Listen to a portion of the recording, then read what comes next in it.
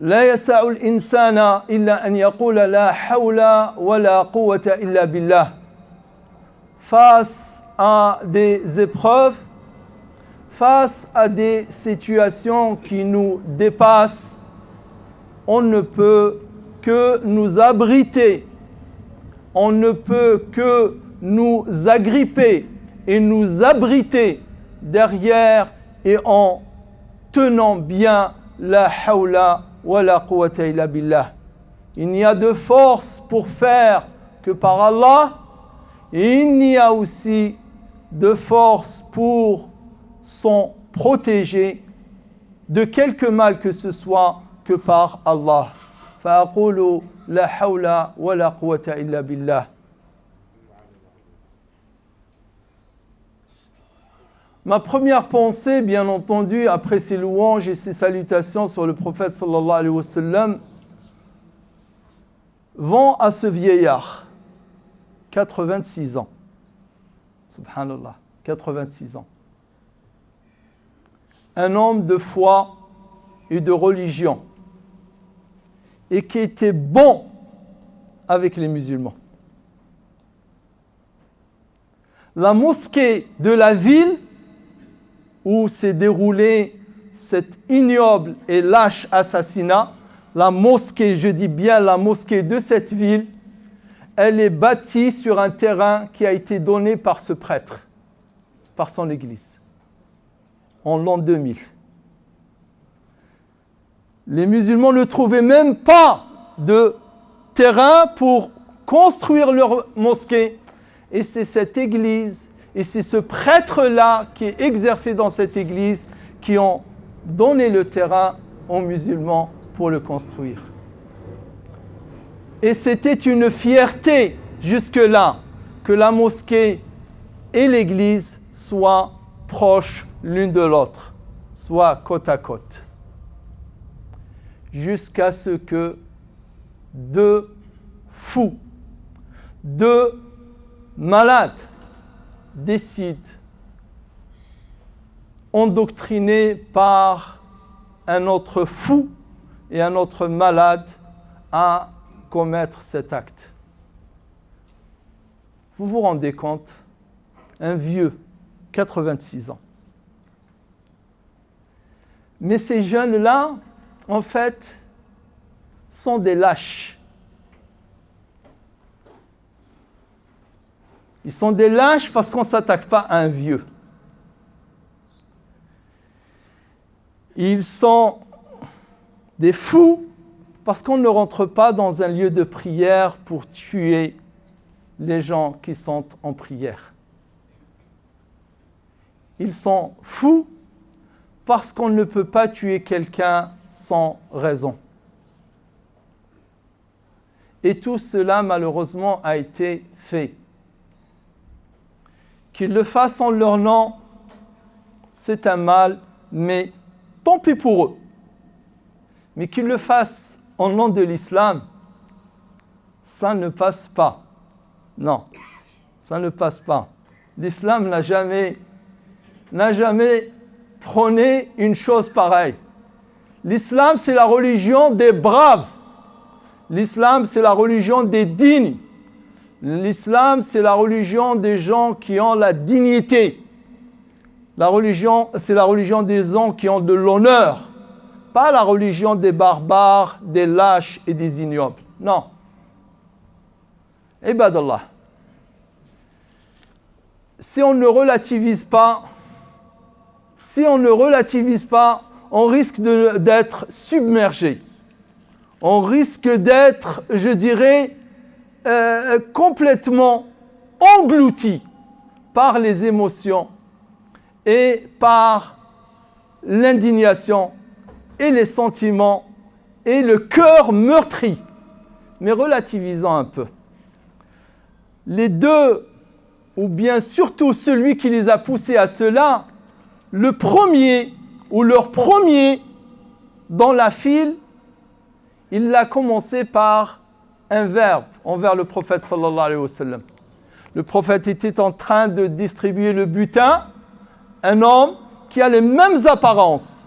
J'en ai parlé le dimanche d'il y a 2 semaines, je ne vais pas y revenir dans le cours. Un homme se proche du prophète sallallahu alayhi wa sallam, il dit « Oh Muhammad, oh messager d'Allah, sois équitable, sois juste dans ton partage. » Le prophète sallallahu alayhi wa sallam, il lui a dit « Malheur à toi. Qui peut être équitable si moi je ne le suis pas? Qui peut être juste si moi je ne suis pas juste? Allah me fait confiance en descendant sur moi sa révélation, et toi tu ne me fais pas confiance pour quelques broutilles que je partage. Et là, Omar ibn Khattab radiyallahu anhu, il a dit « Ya Rasulallah, da'ni aqta'u unuqah. Autorise-moi que je lui coupe la tête à cet ignoble, à ce fou qui ose t'interpeller de cette façon. » Le prophète sallallahu alayhi wa sallam lui a dit « Laisse-le, je ne veux pas qu'on dise que le prophète tue ses compagnons. » Mais le plus important, c'est ce qui va venir après. Le prophète sallallahu alayhi wa sallam, il a dit « Il sortira de son giron. يخرج من ضئضئي هذا ناس تحقرون صلاتكم مع صلاتهم وصيامكم مع صيامهم يمرقون من الدين كما يمرق السهم من الرمية. » Il a dit, il sortira du giron de cet homme-là des gens. Vous sous-estimerez votre prière en regardant leur prière. Quand vous les regardez prier, vous allez sous-estimer votre façon de prier, tellement ils prient bien, en apparence, bien sûr. Et votre jeûne aussi, vous allez le sous-estimer en sachant que ce que jeûnent ces gens-là, seulement ils traverseront l'islam. C'est-à-dire qu'ils rentrent par un bout ou par une face, ils sortiront par une autre. Comme traverse la flèche, la cible ou le gibier. C'est-à-dire qu'ils vont rentrer dans l'islam et ils sortiront de suite. Ils ne resteront pas dans l'islam. Ils rentrent, mais par leur zèle, par leur extrémisme, par leur égarement, ils sortent de l'autre côté. Ce hadith-là, combien de fois il a été rapporté, mais on l'oublie. Donc ces gens-là ne sont malheureusement pas si tentés, je dis bien si tentés, qu'ils sont vraiment rentrés dans l'islam. Malheureusement, ils ne sont pas restés parce qu'ils se sont crus braves alors qu'ils sont des lâches. Ils se sont crus plus éclairés, plus éveillés alors qu'ils sont totalement obscurantés, je dirais, totalement illuminés dans le noir et plongés dans le noir et l'obscurité de l'ignorance. Ibadallah. Un autre hadith pour comprendre encore et relativiser. Ah, ça c'était le premier. Le deuxième et le troisième, vous savez ce qu'il a fait de ces gens-là? Vous savez quel est le premier homme de foi qui a été tué par ces extrémistes? Vous savez quel est le premier religieux et imam qui a été tué par ces extrémistes? C'est Omar ibn Khattab. Premier imam, tué par les mêmes personnes, avec les mêmes mobiles et les mêmes motivations. Le deuxième, vous savez qui c'est? C'est Uthman ibn Affan, radiyallahu anhu. Et l'histoire se poursuit jusqu'aux 75 imams. Je dis bien 75 imams ont été tués, égorgés pour la plupart, dont certains que je connais personnellement, ont été égorgés en Algérie. 75 imams. Ne l'oublions pas. Un imam a été tué à Paris, à la mosquée Mira, la rue Mira, à Barbès. Ne l'oublions pas, en 95. Il a été tué dans la mosquée. Un imam, Cheikh.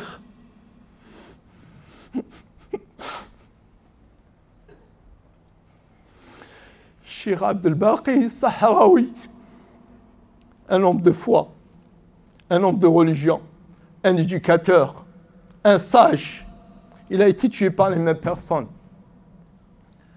toujours en Algérie, 12 moines dans le monastère de Tibhirin, 12 vieillards, pour la plupart âgés de 60 et plus, dont un ou deux étaient médecins.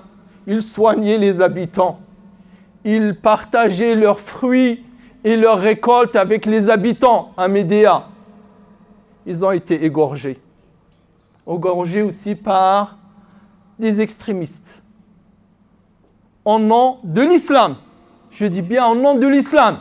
Et qu'on ne vienne pas vous mentir, vous dire que c'est le DRS, le département de recherche algérien et de sécurité qui l'a fait, à savoir la sécurité militaire. Non, il y a des témoignages par des gens qui étaient dans les GIA, qui se sont repentis et qui sont aujourd'hui encore vivants. Ils peuvent encore témoigner, qui témoigneront que ce sont des GIA qui les ont égorgés. Et je terminerai, avant de revenir au prêtre, par Cheikh Mohamed Saïd. Cheikh Mohamed Saïd, l'imam de la mosquée de Chevalier, dans les hauteurs d'El Biar à Alger, juste en bas de Bouzarea, qui a été aussi égorgé par ces mêmes hordes, par ces mêmes sauvages. Et bien entendu, vous voyez bien que le prêtre, pour ces mêmes ignorants, pour ces mêmes fous, pour ces mêmes extrémistes, il pense que c'est une aubaine. Mais quelle aubaine? Il n'y a aucune aubaine. Il n'y a aucune aubaine à faire cela. Au contraire, et je vais vous citer les hadiths et de ce qui attend ces gens-là devant Allah demain, au jour du jugement dernier. يقول النبي صلى الله عليه وسلم والذي نفسي بيده والذي نفسي بيده, par celui qui tient mon âme dans ses mains. لا يأتين على الناس زمان, viendra un temps, ou assurément viendra un temps. لا يأتين على الناس زمان لا يدري القاتل فيما قتل ولا المقتول فيما قتل. Assurément, dit le prophète sallallahu alayhi wa sallam, viendra une époque où le tueur ou l'assassin ne saura pas pourquoi il a tué. Et celui qui a été tué ne sait pas non plus pourquoi il a été tué. Vous demanderez à ces deux jeunes de 19 ans, pourquoi ont-ils tué? Ils te diront qu'on nous a dit que c'est le djihad. Non, ce n'est pas le djihad, c'est le fasad. Celui qui a été tué ne sait même pas aussi pourquoi il a été tué. Il s'est levé un matin, il est allé pour faire la messe de 9h et il se retrouve avec deux fous qui rentrent dans son église, qui lui demandent de se mettre à genoux et qui l'égorgent. Mais en fait, qu'est-ce qui les attend? Voilà ce qui les attend. يقول النبي صلى الله عليه وسلم إذا كانت يوم القيامة, il dit la victime, il dit le prophète sallallahu alayhi wa sallam, la victime se dressera le jour du jugement dernier sur le passage, la victime, le prêtre, sur un passage et sur un chemin par lequel tout le monde doit passer. Et quand son assassin passe devant lui,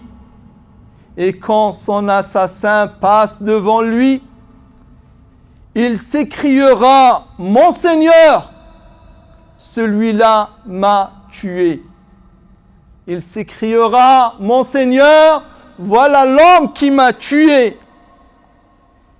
Et Allah dira « Pourquoi l'as-tu tué? Pourquoi tu l'as tué ?» dira Allah subhanahu wa ta'ala. Et l'homme ne saura bien entendu pas répondre. Et il dira plutôt, non, pardon. Le hadith, il est authentique, il est rapporté par l'imam Muslim. Il dira, on m'a ordonné de le faire. On m'a ordonné de le faire. Et Allah Ta'ala dira à celui qui a donné l'ordre et à celui qui l'a exécuté, allez en enfer. Le hadith, il est authentique, il est rapporté par l'imam Muslim. Il est rapporté par l'imam Muslim. Beaucoup de gens pensent que c'est facile de tuer. Il n'est pas facile de tuer. S'il est facile dans ce bas monde, vous l'avez vu comment c'était facile matériellement de le faire. Mais les conséquences, elles vont le suivre pour l'éternité. Pour l'éternité. Donc il faut faire attention. On se pose la question pour maintenant, qu'est-ce qui se passe dans la tête de ces gens? Qu'est-ce qui fait que ces gens font cela? Mais le prophète nous a parlé. Il nous a parlé qu'il y a des gens qui prennent les choses selon leur choix.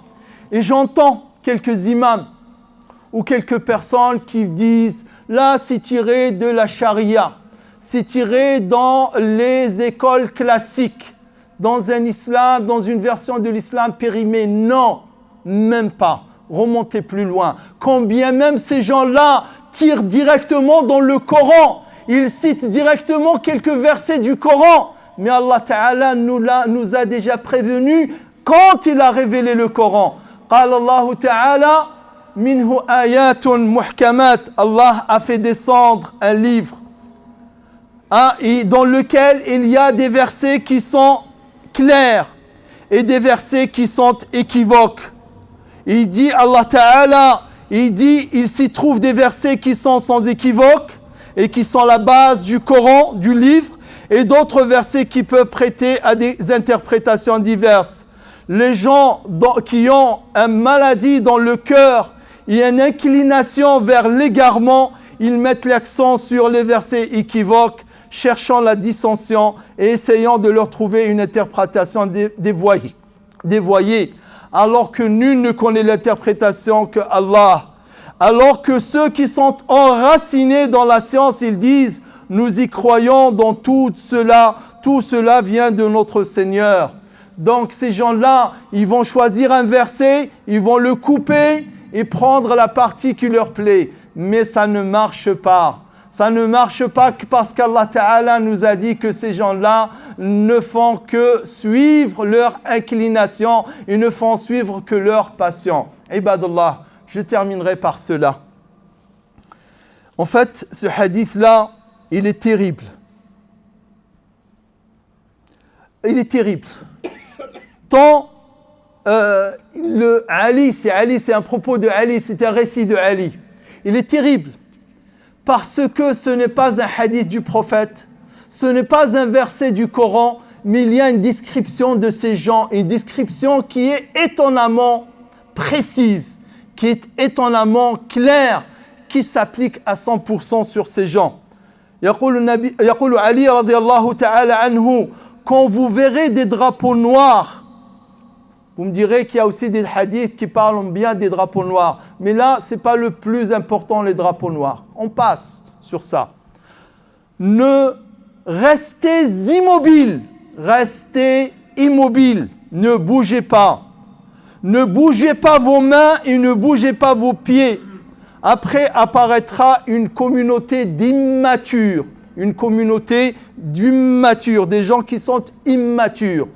Ceux qui ont commis l'acte d'hier, ils ont à peine 19 ans l'un et l'autre, qu'ils ont atteint cette année 2016. Le prophète sallallahu alayhi wa sallam, il a dit des gens immatures à qui on n'accorde aucune importance. Leurs cœurs sont comme des morceaux de métal. Ils ont le cœur dur, comme des morceaux de métal. Et c'est le cas de ces gens. Comment un vieillard de 86 ans, tu oses l'égorger? Ils ont des cœurs comme des morceaux de métal. Ils se présentent comme les représentants de l'État et étonnamment, ce qu'on appelle Daesh ne s'appelle plus Daesh, il s'appelle Daoula. Comme ça, Daoula. Et c'est pour cette raison, encore une fois, ça fait 2 ans qu'on leur dit, je l'ai même écrit dans une lettre que j'ai adressée au président au mois de décembre, cessez de les appeler État islamique. C'est un État anti-islamique. Cessez de les appeler État islamique. Vous leur faites de la publicité. Et tous les spécialistes, les vrais spécialistes, leur disent, ne les appelez pas État, c'est un groupe, c'est une organisation de terroristes. Il dit, ils représenteront l'État, ils n'acceptent ni discussion ni alliance. Ils discutent avec personne. Ils appellent à la vérité, mais ne sont pas eux-mêmes des gens de vérité. Leurs prénoms sont des pseudonymes. Personne ne s'appelle comme Mouanourdine Aoussat par son nom et son prénom de l'état civil. Ils ont tous des Abou Foulan, Abou Foulan, Abou Foulan.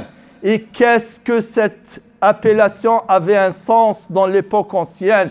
Et qu'est-ce qu'elle a trompé les gens dans les dernières années? Depuis l'Afghanistan, méfiez-vous! Méfiez-vous de tout celui qui s'appelle Abou Kada ou Abou Kada si vous ne connaissez pas son nom et son vrai prénom. Si vous ne connaissez pas son vrai nom et son vrai prénom, méfiez-vous de lui. Donc ces gens qui se cachent derrière des pseudonymes. Il nous dit Ali radiyallahu ta'ala anhu, leurs prénoms sont des prénoms d'emprunt, des pseudonymes, et leurs noms se rapportent à des villages et à des villes. Abu Fulan al-Libi, Abu Fulan al-Baghdadi, Abu Bakr al-Baghdadi, Abu Fulan al-Shami, Abu Fulan al-Yamani, Abu Fulan al-Adani, Abu Fulan, ils s'appellent par des villes. C'est aujourd'hui. Tout cela s'applique à ces gens. Comme l'a dit Ali qui voit avec la lumière du prophète et la lumière de la révélation. Et il dit, leurs noms sont des noms d'emprunt, de village ou de ville. Leurs cheveux sont longs et lâchés comme ceux des femmes. Ils sont proches les uns des autres jusqu'au moment où naîtra les conflits intimes. Et le prophète, et dans le propos aussi, il dit, la yafuna bi'ahdin wala mithaq. Ils ne tiennent ni promesse ni un contrat, alors qu'il y a un contrat de paix entre tous les citoyens. Et eux ne tiennent pas compte de cela. Donc, que dis-je? Je terminerai par dire, il y a des gens, ils sont nombreux qui essayent, ça c'était la semaine dernière, et détruire les islamistes. Qui sont les islamistes? Je ne sais pas qui c'est. Je mets au défi quiconque de me trouver une définition académique, une définition objective du mot islamiste. Mais comme il y a islam, ça peut aussi englober tous les musulmans. C'était la semaine dernière, alors que celui qui a commis l'acte il y a 2 semaines plus tôt, celui qui a commis l'acte de Nice n'avait rien à voir avec l'islam dans sa pratique. Et voilà qui tombe sur 2 jeunes qui font la prière, qui fréquentent la mosquée et qui ont fait une allégeance en bonne et due forme à Daoula, et on vous dit barbarie, terreur, charia. Charia. Qu'est-ce qu'elle vient faire ici, la charia? La charia, elle n'a rien à voir ici. Ces islamistes qui veulent mettre la France. Donc, ces gens-là, pourquoi je les cite? Je les cite parce que moi, imam, ici en France depuis 30 ans, ça fait au moins 10 ans qu'on a dénoncé ces extrémistes, qu'on a dénoncé cette violence, qu'on a dénoncé ce terrorisme avec beaucoup de frères. Rien que l'année 95, j'ai fait au moins 20 villes de France pour parler de ce sujet. Mais je vais vous dire une chose. Il y a même des hommes politiques qui sont présents, avec qui j'ai parlé, de transmettre, mais on ne fait pas attention, parce qu'on ne fait pas confiance aux imams. Ils pensent que quand les imams parlent, ou qu'ils donnent la parole, ils font la promotion de l'islam, ils font la prédication pour l'islam. Non, parce que nous sommes au premier front. Nous sommes sur le premier front contre cette barbarie et contre cette terreur. Donc, sans aucune arrogance, mais sans aucun complexe, et sans se laisser accabler ou acculer, nous avons une responsabilité.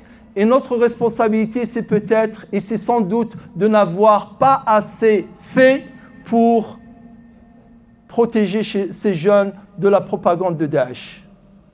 Mais qu'est-ce qu'on veut faire? Cette ville-là, où il a eu le drame, Moi, j'étais là le 17 octobre, j'ai fait toute une après-midi des interventions. Il y avait 2 commissaires de police avec qui j'ai parlé après la conférence. Je leur ai dit, il faut qu'on travaille ensemble. À Rouen, le 17 octobre 2015. Oh, les imams, oh, ces barbus là, peut-être, on ne sait pas, ils ont un double jeu ou qu'est-ce qu'ils cachent, etc. On ne cache rien du tout. Ce qu'on cache, c'est qu'on veut protéger notre religion. Ce qu'on cache, c'est qu'on veut protéger notre société à laquelle nous appartenons et dont on fait une seule et même partie. La France, c'est notre pays. La France, c'est notre patrie. Et nous sommes des patriotes et des Français et des citoyens à part entière. Ce qui touche la France, il nous touche. Et ce qui touche nos concitoyens nous touche. Et ce qui met en danger notre société nous met aussi en danger. Et c'est pour cette raison, soyons vigilants, barakallahu fikum. Aucune sympathie avec Daesh. Parce que Daesh et avant lui les GIA ont tué et massacré plus de musulmans. Mais ce qui ne nous empêche pas de dire, et c'est mon dernier mot, que ce qui se fait là, ce n'est pas l'islam politique. Parce que ça aussi, c'est une question qu'on doit comprendre. Pourquoi ? Qu'est-ce qui s'est passé pour que dès les premières décennies de l'islam, il y a ces extrémistes. Ces extrémistes-là, ils apparaissent quand il y a des troubles. Ils apparaissent quand il n'y a pas de stabilité, quand il n'y a pas de paix qu'ils apparaissent. Et regardez ce que vous avez fait. Je m'adresse à l'Alliance occidentale qui a fait 2003 et qui a envahi l'Irak et qui ont tué 1 300 000 personnes. Regardez ce que vous avez fait là-bas. Regardez ce que vous avez fait là-bas. C'est la cause qui a réveillé ce démon. Ce n'est pas l'islam, ce n'est pas le Coran, ce n'est pas la Sunna parce qu'elle existait depuis. Pourquoi il n'y a pas eu ça dans les années 70 ? Pourquoi il n'y a pas eu ça dans les années 60 ? Pourquoi il n'y a pas eu ça dans les années 40 ? Pourquoi il n'y a pas eu ça, même pas au début des années 80 ? Pourquoi c'est uniquement après que ça a commencé ? Parce que le démon a été réveillé. Il a été réveillé par la politique et non pas par la religion. Donc, nous assumons notre responsabilité et nous prions Allah. Oh Allah, toi qui es au ciel. Oh Allah, toi le clément, le miséricordieux, protège notre pays, la France. Et bénis notre pays, la France, pays de la fraternité, de la liberté et de l'égalité. Et bénis tous les pays musulmans. Et fais que la paix soit dans tous les pays. Et fais que les fous, qu'ils soient à la tête des États, ou à la tête des armées, ou à la tête des groupes terroristes, reviennent à leur raison, ou bien, oh Allah Ta'ala, fais que leur mal soit confiné par ta volonté, toi qui peux tout faire. Allahumma arina al-haqqa haqqan warzuqna ittiba'ah wa arina al-batila batilan warzuqna ijtinabah. Allimna ma yanfa'una wanfa'na bima 'allamtana. Encore une fois, et je terminerai par ça. Dimanche, Inch'Allah Ta'ala, après l'Asr, je ferai un cours et on va raconter l'histoire de ces gens depuis le début jusqu'à aujourd'hui. Et la vérité, on doit la dire. On doit la dire pas pour faire plaisir à qui que ce soit, mais pour faire plaisir à Allah et pour protéger nos enfants. Et pour protéger notre société. Et ça, c'est notre devoir.